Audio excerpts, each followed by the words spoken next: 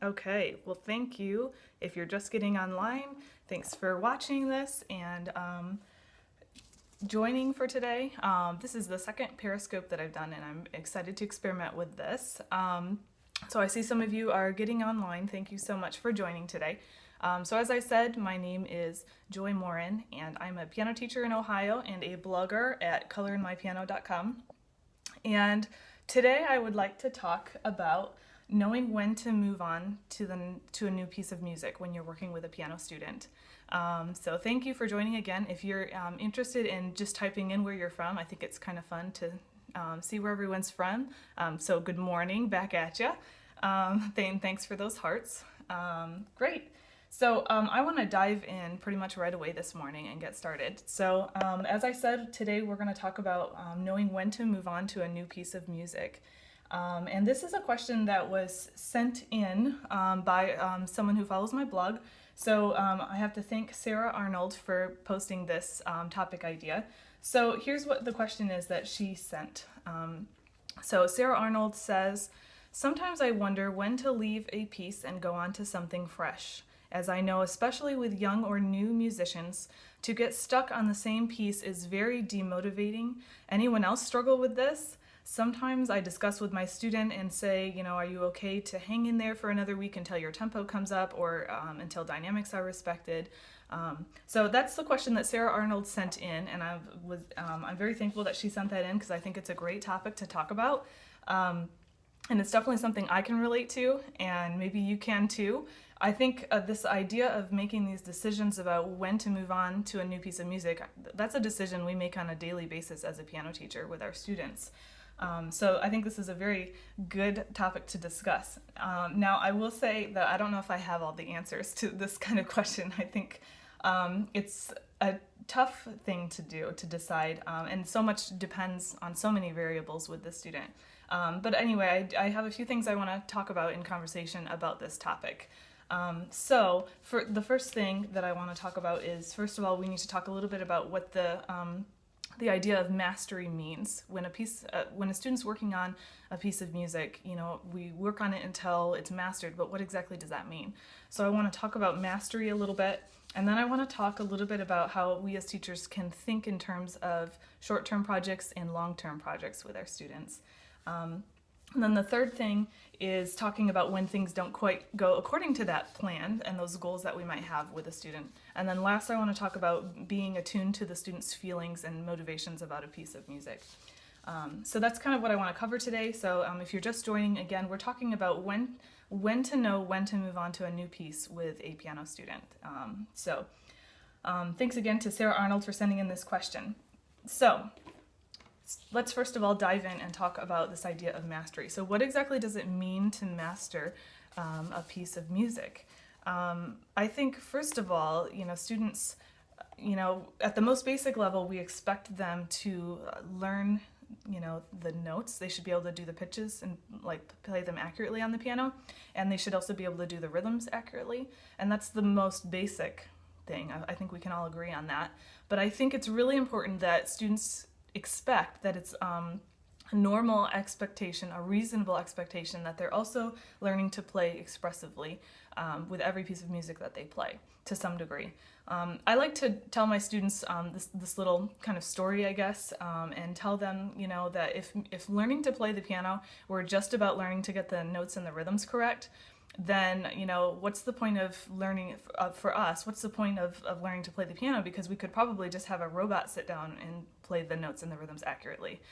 So music making has to be about more than just, accurately following the score. Music making is all about expressing and telling a story and, getting behind the title and the mood of a piece of music. So I think that's something really important, first of all, that our students have to recognize that learning a piece of music should always involve expression. So that might mean, making sure that the dynamics are followed accurately on the page, but also, a lot of times with my students, we talk about adding extra dynamics. What else can we do to make this piece more exciting or to sound more like whatever the title of the piece is? So these other elements might be the articulation, lifting between phrases, shaping the phrases, all of those types of musical elements that are important for the music really expressing and having meaning. So that's, I think, one thing to say right up front about mastery. At some level, we want to make sure that the student is playing really expressively like that. There are, some pieces that we might choose to bring to a higher level of mastery than others.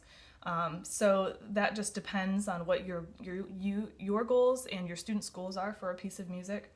So there's times where, I might say to a student, you've pretty much got this piece, it's sounding really great, but why don't we, keep it on your assignment list for one more week just so that you can enjoy it some more now that it's in your fingers. Sometimes I don't like students to feel like, we've mastered everything and we just checked a box and now we're on to the next project. But I want to make sure students feel like once they've mastered something, they really enjoy playing it, and things on the assignment list aren't just things to work on, but they're pieces to play for fun and to enjoy and share and things like that.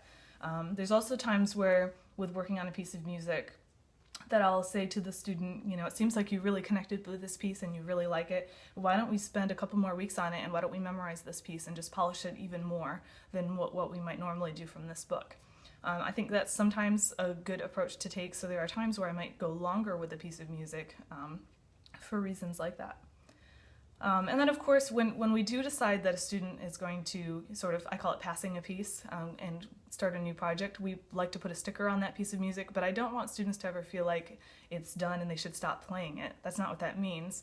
It means that they've reached this level of mastery and we're not going to be focusing so much on that piece anymore. We're not going to be really spending a lot of time during lessons on it anymore, but that means that the students, I still encourage them to keep playing the piece and, keep it in their fingers. I encourage students to go back in the book and play old pieces, and I encourage them to go forward in the book and try out new things without my help.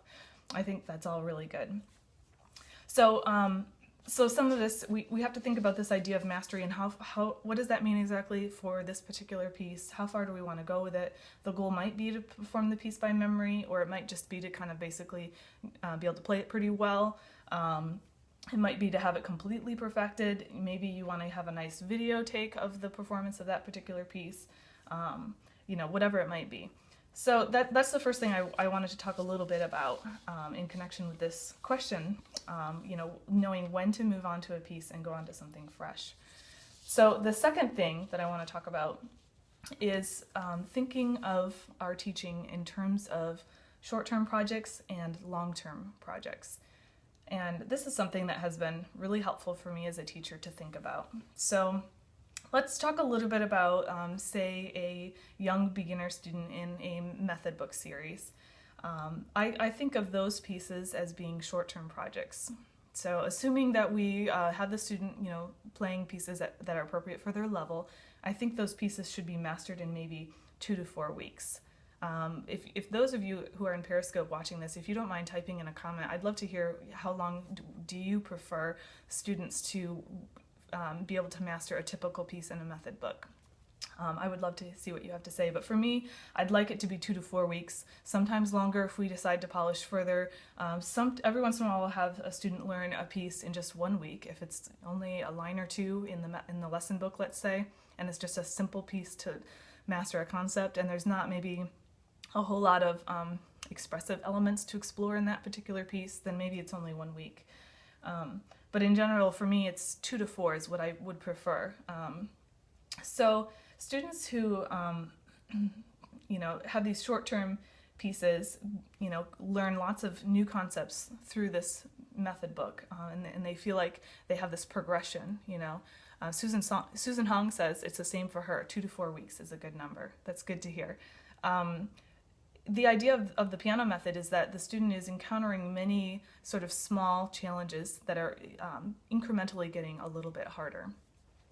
Piano Girl 14 says I usually do 1 to 2 weeks. That's great, depending on the piece, but yes, 2 to 4. Great. So this idea of learning many pieces, having these challenges all consecutively getting just slightly more difficult. People who study human learning say that that's a really effective way to learn, and that's maybe good pedagogy. So that's kind of what the piano method is providing for us, is this progression of pieces that are getting gradually more difficult and introducing new concepts. So that's kind of what the short-term projects do. I think that the long-term project idea is something a little bit different, but really valuable too. So a long-term project piece might be a piece that's just a little bit longer. It might be, but probably it's a little bit more challenging for the student. You know, it's maybe taking the student a little bit more outside of their comfort zone and providing some challenges that you still think that they can manage. But sometimes encountering those challenges kind of help boost the student to the next level, and it makes them feel really good and accomplished. So those pieces can be really valuable to have something that's just a little bit harder.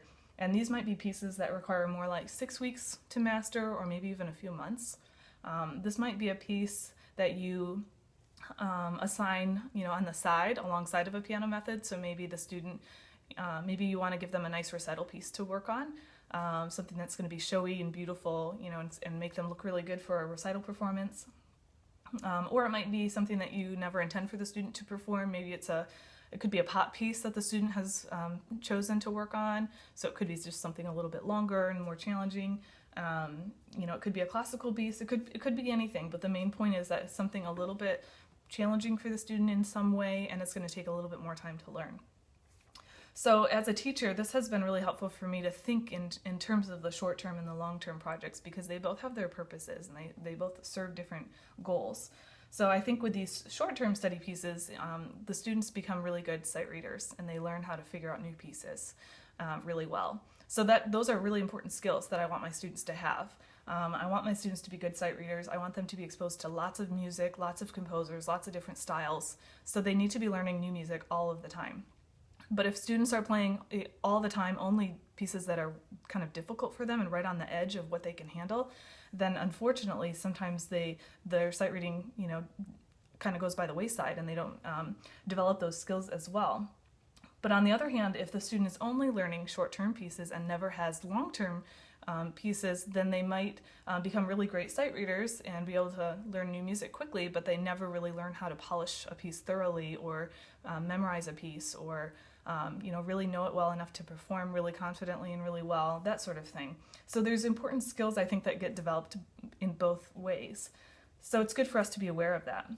So if you have a student, I mean, it's a basic principle, a good teaching and learning principle. If you want to become a better memorizer, then you need to memorize often and frequently. If you want to become a better sight reader, then you need to be sight reading all the time, and so on. So whatever that skill is that you want to make sure that your students are getting, then you just need to be doing it a lot. So this idea of short-term and long-term projects, the pedagogue Jane McGraw, if you've ever heard her speak at conferences or whatever, she calls this quick study pieces. That's where this idea comes from. So she talks about that it's important for students to have pieces going that are easier for them to learn, as well as pieces that are more challenging. So, you know, I guess I think this is a good takeaway for all of us, because I imagine that many of us tend to err one way or the other. So I tend to produce very good sight readers, and I have to make sure that I'm giving students pieces that they work on longer, and that they really perfect, and that they memorize and they perform once in a while. And maybe for some of you, it's the other direction. Maybe you are really good at helping students perform and memorize and polish pieces, but they're not getting enough new repertoire to keep their sight reading up. So it's something to think about. And some of it, I think, I mean, here in America, we piano teachers have a lot of license as far as what direction we want to go. And I know music study in a lot of countries is more of an exam culture. And I think the sense that I get just from following different blogs and being online, talking to piano teachers in forums and reading a lot, the sense that I get is that if you're in an exam culture, sometimes it can be easy to just get over-focused on exam pieces and not keep up with some of these other skills. So depending on where you are and who you are and what your own strengths are, sometimes it's easy to do it that way with your students, but we want to make sure that we're really well balanced. Okay, so moving on to number 3. So talking about this idea of knowing when to move on to a new piece with a student. So we've talked about so far making sure that we think about what mastery means with a student, and how far, you know, what those goals are with a piece to make sure that the student has it mastered. And then we just finished talking about this idea of looking at the student's curriculum as being short-term projects as well as long-term projects, and the value of thinking in those terms. So number 3, knowing, I think, when to leave a piece depends on the goal and the plan that we have, like we talked about, But things do not always go according to plan, as we all know. So, ideally a student is learning a piece correctly the first time and they master it just like we expect within 2 to 4 weeks, or maybe within 6 weeks or a few months, just like we intended. But things do not go according to plan all the time. So sometimes, whatever the reason might be, there could be a myriad of reasons, but sometimes maybe we overestimate what the student is ready for and we assign pieces that are too challenging for them, at least for that expectation of how long we think they should learn it. So that can happen sometimes. Sometimes the student struggles with a new concept more than we expected them to, because every student is different, and it's we don't know, some things come easier to some students than others. So it's all an experiment. We learn as we go. Or maybe sometimes a student has a couple of weeks where they didn't practice as much as they intended to. So sometimes that can be kind of a setback with the piece, and things don't go quite as we expect. Whatever that reason might be. I think it's important for us to just, realize that things don't go according to plan, and help our students figure out what to do in those cases. So if I've, if a student's working on a piece and we're starting to feel, this is kind of like what Sarah described in her question, what do you do when you start to feel stuck on a piece? And that can be demotivating for a student. So I think this is where we want to become very attuned with how the student is feeling. Hello, I'm getting some comments here. Thanks for joining, you guys. I think that was Elizabeth. It's important for us to be attuned to our students' feelings and how they're doing with their pieces. So if we are, I don't know, I guess I tend to judge my students' feelings somewhat through my own. If I'm starting to feel like we're getting sick of a piece of music, maybe the student is starting to feel that way too. So the first thing that I like to do in this situation is kind of acknowledge what's happening and acknowledge that feeling.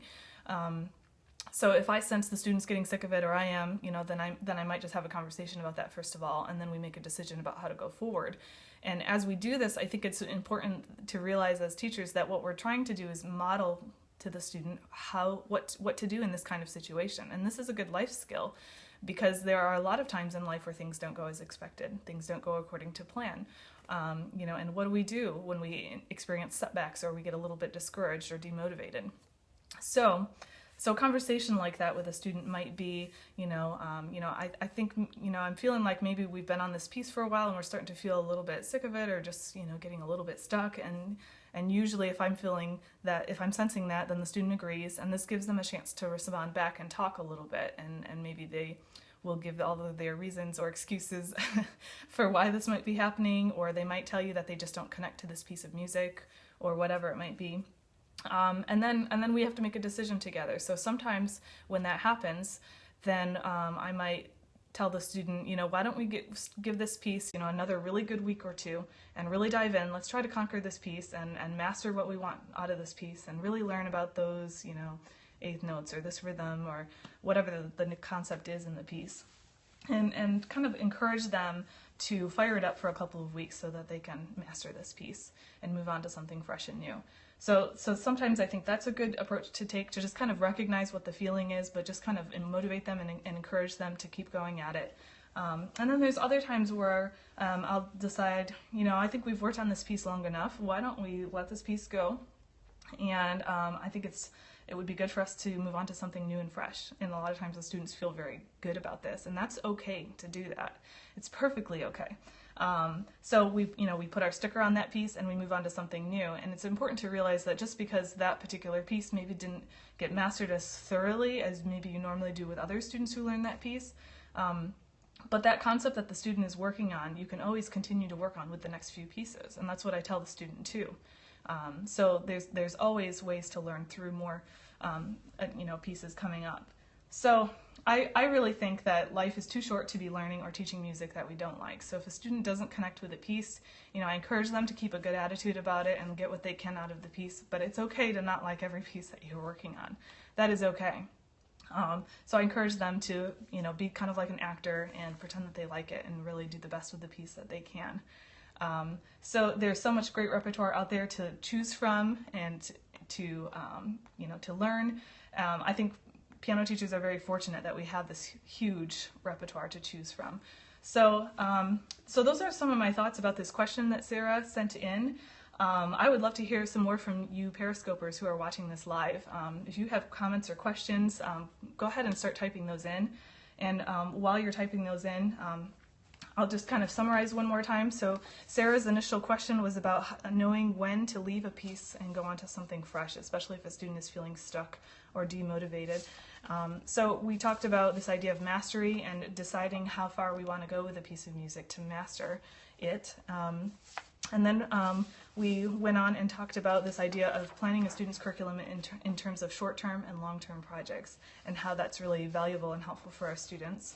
And then we talked about just, having this honest conversation with the student when things don't go according to that plan that we have established, and helping them make a decision about what we want to do, whether we want to stick it out for a few more weeks and do what we can with the piece, or if it's just time to move on to something fresh. And I really think we just have to sort of trust our intuition on this kind of thing, and work with the student as a team and kind of be their coach and supporter. So if there aren't any questions or additional comments here, I guess I'll leave it at that.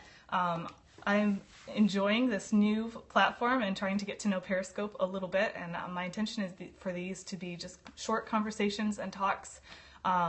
So we'll leave it at that if that's what we have for today. I will just mention in closing that there is a page at colorinmypiano.com, which is my blog for piano teachers, where you can view the previous broadcasts and where you can also send me your questions and topic ideas.